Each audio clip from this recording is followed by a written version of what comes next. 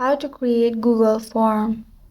Hi everyone, it's Sophia to assist you today. Without any delay, let's jump right in. First, open Google Chrome and search Google Form. Then simply click on Google Forms. You'll find this kind of screen pop up. In here, log into your account, then click on blank form. In here, add title, add description, and then your question. Simply click on question and add your question.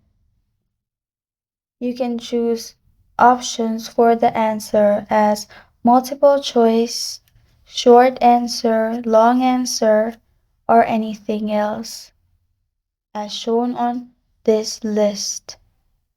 After that, you can simply add new question as well.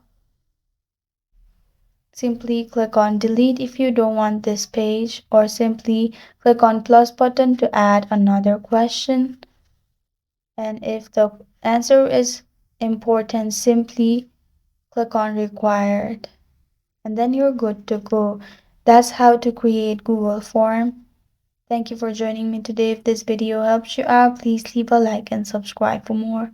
Got a question or want to suggest a topic? Comment below. I'm Sophia signing off. Until next time.